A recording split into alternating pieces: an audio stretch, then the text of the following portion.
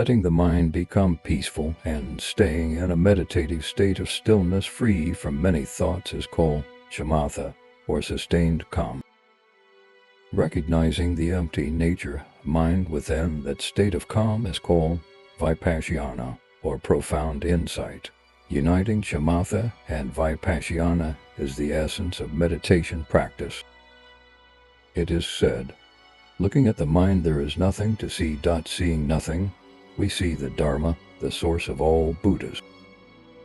As the great Kadampa teachers used to say, I will hold the spear of mindfulness at the gate of the mind, and when the emotions threaten, I, too, will threaten them. When they relax their grip, only then will I relax mine. In truth, if you cannot tame your own mind, what else is there to tame?